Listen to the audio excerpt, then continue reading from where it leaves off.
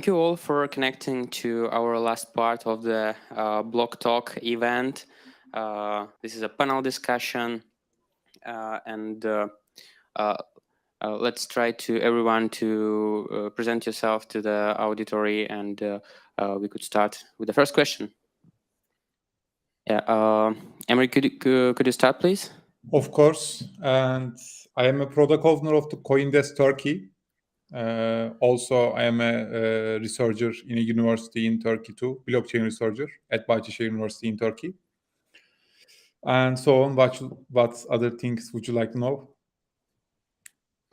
Yeah, thank you. It's done. David? Yeah, I'm the global blockchain lead for Vodafone Business. I've also been helping Vodafone to explore blockchain technologies for the last 4 years, and I'm actually also leading product for a new platform which will be announced soon for Vodafone, which has a decentralized blockchain component to it. I'm also what I would call a futurist, so looking at new technologies, metaverse, and how those can also play a part in the business solutioning and products. So really excited to be on this today, guys. Thank you. So next, please, Jakub. Hi, I'm Jakub Bydlinski. I'm a co-founder and portfolio manager and CTO of Altlift, a consulting company in crypto, specializing in fundamental analysis. And also I teach about cryptocurrencies at the Prague University of Business and Economics since 2014. Thank you. And Václav? I'm Vašek Pavlín. I'm a new addition to the BlockCheck team. I'm their blockchain lead now. Yeah, I don't know. I still feel like I'm pretty new to blockchain, but I've been developing stuff for 20 years now. So hopefully that will translate into the blockchain development as well. Okay, thank you all. So let's start with the first question. What is, in your opinion, will be the biggest issue for the upcoming year, 2022, in a crypto and blockchain space?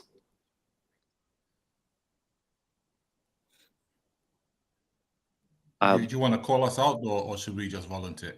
You just, if you want to to make a talk, you just could ask, and maybe. I can say something because I had some of those in my presentation at the end, like my vision for blockchain and metaverse and NFTs, and then what I think are the issues. And I think right now, the biggest issues on a social level is kind of the perception of NFTs and crypto as get rich quick. And people are not focusing on real use cases and on real benefits that these technologies can bring.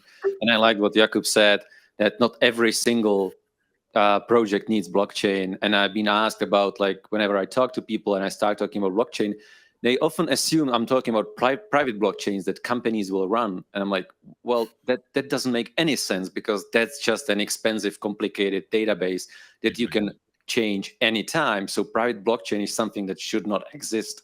Then you just should use the database. So I think these things, social perception of blockchain and NFTs, the whole idea of like private blockchain versus public blockchain, and how people think about these things, and that we don't focus as a public and as people that we can, like, as influencers in the space, we don't focus on the real global use cases of these technologies, other than minting a lot of NFTs that will make us rich.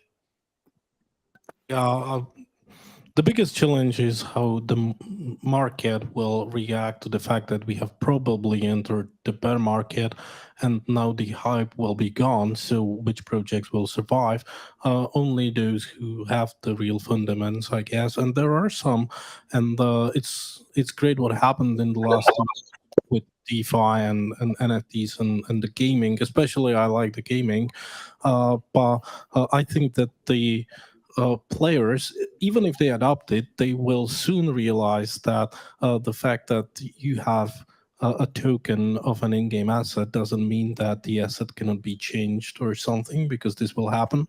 Like in Gods Unchained, which is one of the biggest games, probably, or I believe the game is not very balanced, and they will have to make some changes. And I'm really looking forward to how the players will react to that, and how they will react to the realization that the NFT is just some ID written on the blockchain, and it's not the card itself, it's not the artwork itself when we speak about the JPEGs and music arts and stuff. So a lot of discussion will be going on about NFTs and the law about it. No, I'm not. I don't mean regulation as such. I just mean real property rights connected to it, and there will be a lot of discussions about this. And it's still an experimental phase, and some people will be surprised. Thank you. Maybe David or Emery? I can continue that. For my advice is the catch the market in the right time. For example, in the blockchains, there is a lot of good projects, good technologies. For me, especially, I am doing some academic research, and the important one that catch the market in the right time. For example, in my projects, I am working IPFS and the other ones. For them, this is not the right time. But the metaverse and NFT in something like that, it is maybe the right time, but focus on the good technical background. For example, there is a lot of projects right now in Turkey. They are selling online real estates in the metaverse, and you can't imagine in Turkey people paying a lot of money to them. But the real technology of the projects is nothing is there. That is why, for my advice to if someone wants to do something in the metaverse shop, please focus the real technical structure. Don't try to just make it for money. Try to make a good project, good technical structure, because trust the blockchain there. And if they do that, definitely I believe if they catch the right time, definitely I believe they will success and they will reach the huge potential in the blockchain.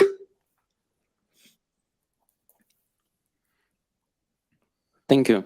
You're right. Yeah. So I'll probably add to that. So first of all, I think that we're on the cusp of a massive opportunity in the crypto, NFT, blockchain, metaverse space.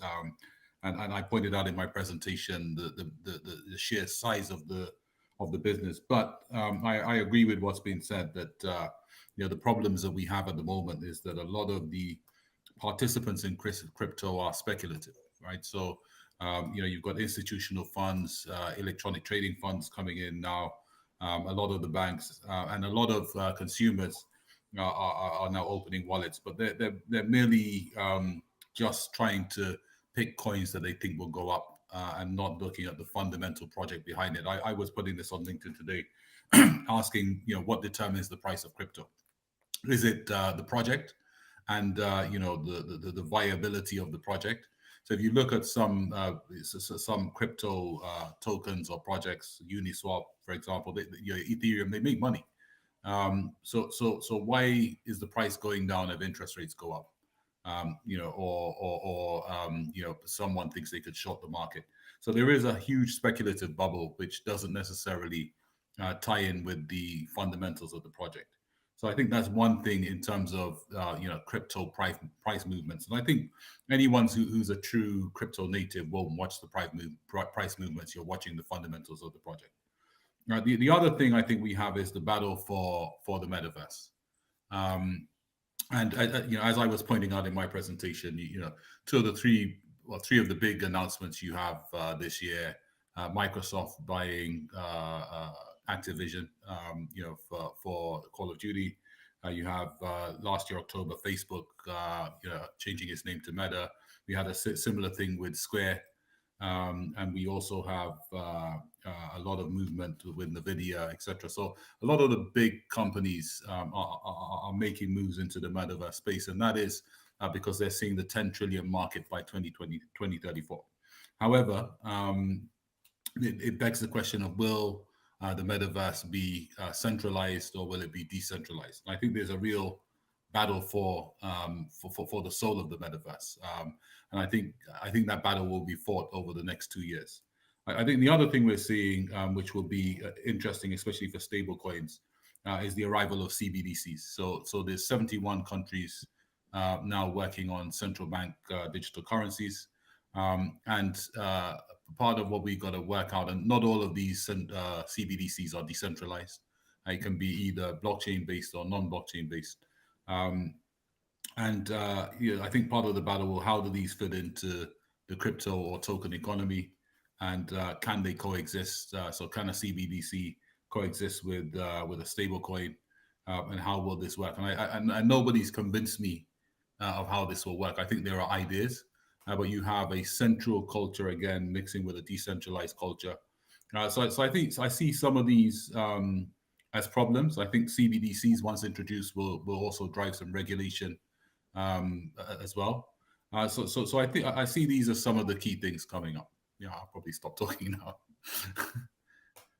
Yeah, if I can, I would like to add something to what David said, and it's about the stable coins, because there are huge macroeconomical issues all around the world, and some countries will suffer more severely than others, and I mean mostly monetary wise. So some countries have rather problematic currencies, and people might approach stable coins as an escape route, and this is interesting not just in the context of CBDCs, and I completely agree with it, but especially because it's like dollarization using the blockchain technology. I will be interested in which stablecoins people will choose, and most of the existing stablecoins are bound or collateralized by dollar, if they're collateralized at all, and they should be and there should emerge euro-related or euro-based stablecoins, and also national currencies like Czech crown stablecoins, and it probably will happen. And speaking of the European Union, in the other half of the year, there will be the MiCA regulation for crypto markets. And this topic is one of the two most discussed, the stable coins. So there will be regulatory struggles and battles, and this battlefield is, I think, very crucial, because stable coins add liquidity and usefulness to cryptocurrencies, and it needs to be handled properly.